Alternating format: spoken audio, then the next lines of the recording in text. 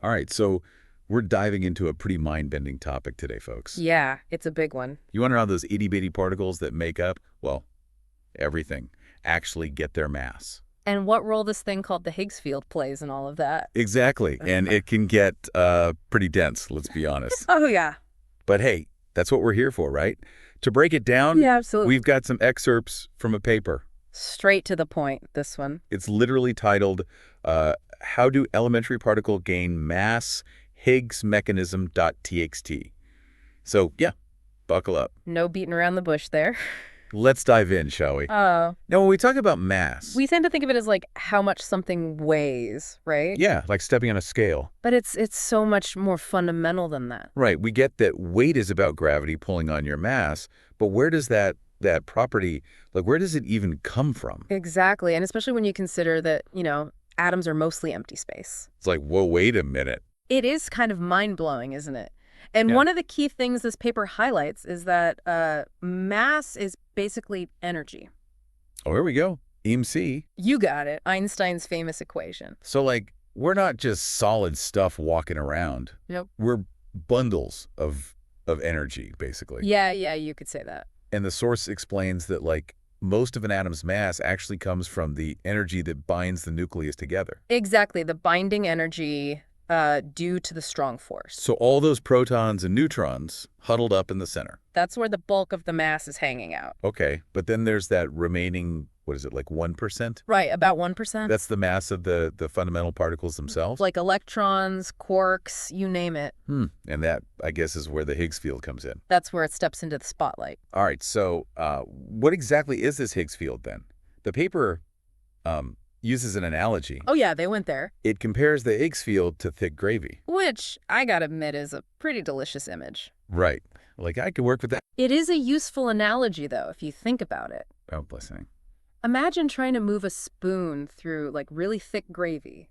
Okay, yeah, it resists. It does. It feels heavier, harder to move. Like, it's got more mass, almost. And that's kind of similar to how particles interact with the Higgs field. So this field, it's like it's everywhere. Everywhere, yeah, permeating all of space-time. Okay, so it's not like particles are bumping into, like, actual stuff in this field. Not exactly. It's the interaction itself that gives them that resistance, Yet inertia. which we then perceive as mass. You got it. This is wild. It is, and to really grasp this, it's important to understand that particles are basically like excitations in their own quantum fields. Okay, hold up. So each particle has its own field. Yeah, think of it like ripples in a pond. I'm visualizing. Those ripples, they're like particles popping in and out of existence in their respective fields. So there's like an electron field, a quark field. And so on, yeah. And this whole collection of fields and particles, this is what we call the standard model? Yeah, the standard model of particle physics, our current best theory to describe all these fundamental bits and pieces. Right. Okay, got it. Now, here's the crucial part about the Higgs field. Hit me with it. Most fields have a kind of baseline energy level. Even when they seem empty. Exactly. It's called the vacuum expectation value, or VV for short. VV. Kanji. And usually, this VV is 0. So even with no particles around, these fields have a sort of background hum of energy. You could say that. But for most of them, it's like a neutral, zeroed-out hum. Precisely. Okay, but the Higgs field is different. This is where it gets interesting. I knew there was a twist. The Higgs field's VV is not 0. Whoa, hold on. So it has a positive value. It does, and this is what makes it so special. I'm sensing this is important. Its huge E, this non-zero VV, is what allows particles to interact with the Higgs field and gain mass. Through this Higgs mechanism we keep hearing about. Lit. So when a particle interacts with the Higgs field, It's actually interacting with this non-zero VV. this inherent energy the field has just by existing. And that interaction is energy, which, according to Einstein, translates to mass. Mind blown. It's pretty neat, right? Think of an electron. Okay, tiny little electron, Without the Higgs interaction, it'd be massless, zipping around at light speed. like a little photon wannabe. But because it does couple to the Higgs, it gains mass, it behaves like the electron we know and love. Okay, I think I'm following. Yeah. Now, here's something I find really interesting. Shoot. The source points out that the Higgs, this whole field, it only accounts for about 1% of the mass of the visible universe. Right. It's not the whole story. So most of the mass comes from that nuclear binding energy we were talking about. Exactly. Oh, interesting. It is, but that 1% from the Higgs, oh, it's absolutely vital. How so? Without it, atoms wouldn't be able to form. No atoms, that's a problem. Big problem. No stable hydrogen, no stars, no us. Whoa, okay, I see. It's not just about individual particles having mass. It's about how that mass allows for the complexity, the structure we see all around us. So this 1% is kind of a big deal. Understatement of the century. And even tiny differences in mass between particles, those matter too, right? Absolutely. Take the neutron and proton, for example. Okay, the building blocks of atoms. Neutrons are slightly heavier than protons, and that difference governs processes like beta decay. Which is essential for like how elements form and all that. It all comes back to those tiny differences in mass. Wow, this is really starting to connect for me, I gotta say. Glad to hear it. So we've got this Higgs field giving particles their mass. And that mass is what makes, well, everything possible. But I'm guessing there are still some mysteries surrounding this whole Higgs thing. Oh, absolutely. We're just scratching the surface here. Like, we still don't fully understand why some particles couple to the Higgs and others just, like, ignore it completely. Like photons, those guys just zip right through, no mass for them. Yeah, they're the rebels, massless and proud. And then there's the case of neutrinos. Oh, those little ghost particles, right? The ones that can pass right through us. I remember hearing something about them having a tiny, tiny mass. They do. Which seems odd if they're not interacting with the Higgs, isn't it? That's the puzzle. The standard model initially predicted massless neutrinos. But experiments showed otherwise. They do have a teeny tiny mass, but where it comes from, that's the million-dollar question. Million-dollar, maybe even billion-dollar question at this point. It could involve some novel interaction with the Higgs, or maybe something entirely new. Who knows? So we've got the Higgs field giving mass to some particles, shaping the universe as we know it. But why some particles get a mass pass from the Higgs? That's still up for debate. And those neutrinos, they're throwing their own wrench into the works. It's a fascinating, ever-evolving field of study. It's amazing how much we've learned already, but also how much is still out there, waiting to be discovered. That's the beauty of science, always pushing the boundaries of knowledge. And it all started with this simple question. Where does mass come from? Sometimes the simplest questions lead to the most profound discoveries. Absolutely. Well said. Glad you think so. Yeah. Makes you realize just how much we don't know, huh? It really does. I mean, we started with this basic idea of how particles get mass, and now we're talking about the formation of, like, stars and galaxies. Yeah, it's incredible how these fundamental concepts kind of scale up to those massive phenomena. Totally. And speaking of massive, we keep saying the Higgs field is everywhere. Right. So does that mean it's, like, uniform throughout the universe? That's a great question. Or could there be, like, variations in its strength? That's something physicists are actually exploring right now. Oh, really? Yeah, the current understanding is that it's pretty uniform. Okay. But there are some theories out there Look off. that suggest it might fluctuate in different regions of space-time. Whoa, hold on. So, like, cosmic pockets where the Higgs field is, like, stronger or weaker? Exactly. What would that even mean? Well, the implications are pretty mind-boggling. I bet. Imagine a region where the Higgs field is, let's say, weaker particles there. They'd have less mass, which could, potentially alter the formation of stars, galaxies. Wow. It could even affect the behavior of gravity itself. Okay, now we're getting into, like, science fiction territory. A little bit, yeah, but it's fun to think about. It is. So this source we're looking at, it doesn't really go into those what do you call them, hypothetical scenarios? No, not really. It sticks to the established science. Pretty much. But it does bring up another interesting point. Which is? This whole mystery of why some particles interact with the Higgs field while others just don't. Right, we touched on that earlier with photons. Yeah, those guys, they don't seem to care about the Higgs at all. They're massless, zipping around at the speed of light.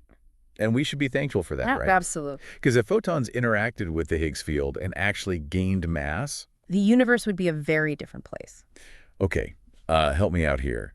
What would a universe with, like, massive photons even look like? Well, for starters, light wouldn't travel at the speed of light anymore. Obviously. It would be much slower, and its behavior would be drastically different. So, like, things would get pretty dark pretty quickly, I imagine. More than that, the processes that that power stars, like nuclear fusion, Right. they rely on the speed of light. I see. A universe with massive photons couldn't really sustain stars as we know them. Wow. So this one fact that photons don't interact with the Higgs.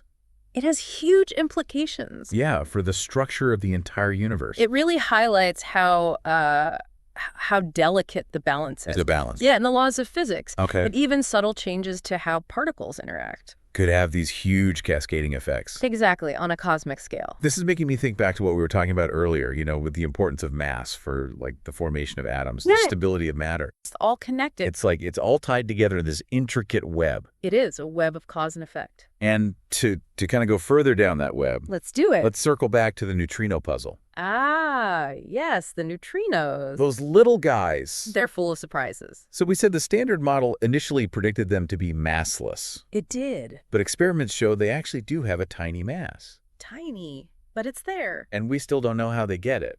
That's the mystery.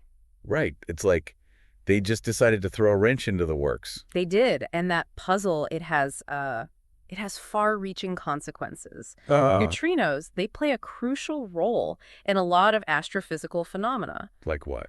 Like supernova explosions. Wow. And even the evolution of galaxies. So understanding their mass could unlock some key insights about these huge cosmic events. Absolutely. Okay, so not only do we need to figure out why some particles interact with the Higgs and others don't, Right. we also got to explain where neutrinos get their mass from. It's a lot to figure out. It sounds like physicists have their work cut out for them. It's a constant quest for knowledge. But hey, that's what makes it exciting, right? Exactly. Each new discovery opens up even more avenues for exploration. It deepens our understanding of the universe. That's the beauty of it. Well said. Okay, so we've covered a lot of ground here. We have. From the basic concept of mass to the implications of the Higgs field for, the entire universe. It's been a journey. And we even touched on some of those lingering mysteries that are keeping physicists up at night. Yeah, the fun stuff. So I think it's time to start wrapping things up. All right. Bring it back to our listener. Sounds good. What are your final thoughts? Man, it's really been quite a journey, hasn't it? We started with this seemingly simple question. Mm-hmm. Where does mass even come from? And now we're here talking about the structure of galaxies and the mysteries of neutrinos. It's amazing, right? It's a testament to, I guess, the power of just asking questions and digging deeper. Definitely, it shows how exploring one concept can take you to these amazing places. Yeah, like a journey through the vastness of the cosmos, all starting from this one idea. Exactly. So for our listener who's been with us on this deep dive. Yeah, let's bring it all together. We started with the idea that most of an atom's mass. It actually comes from the binding energy in the nucleus. Right, that's the energy of the strong force holding those protons and neutrons all packed together in there. Exactly, but the mass of those individual particles themselves. The electrons, the quarks. That's where our friend the Higgs field comes into play. Right, and this field, it's everywhere, right? It permeates all of space-time. Like a cosmic backdrop. And it has this unique property. We call it the vacuum expectation value, or VV. Catchy. Yeah. And unlike other fields, the Higgs field's VV. It isn't zero.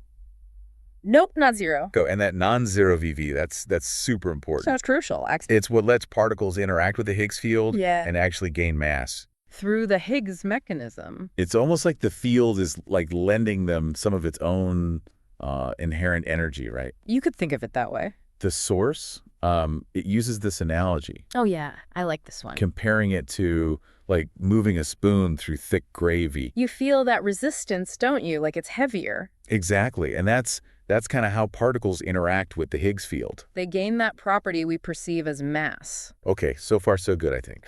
Good. But here's the catch, right? Not all particles play nice with the Higgs field. Ah, yes. You're talking about the photons. Those guys, they're like the rebels of the particle world. No mass for them, just zipping around at the speed of light. And we should be grateful for that, really. Absolutely. Imagine if photons suddenly had mass. The universe would be a very, very different place.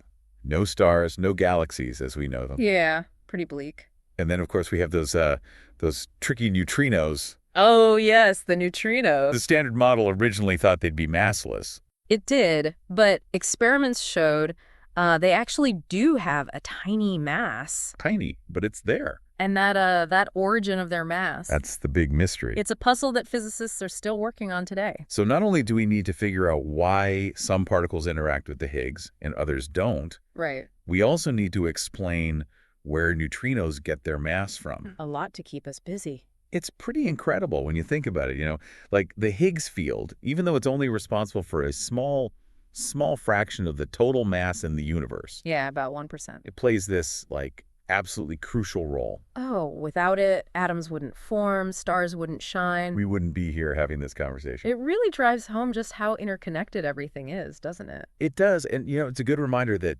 science is always evolving. Always asking questions, pushing boundaries. There's always more to learn, more to discover. Definitely. And on that note, I want to leave our listener with something to think about.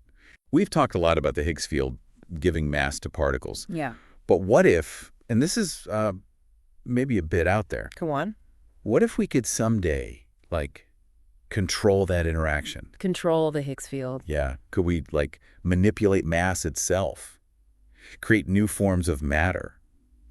Or even energy?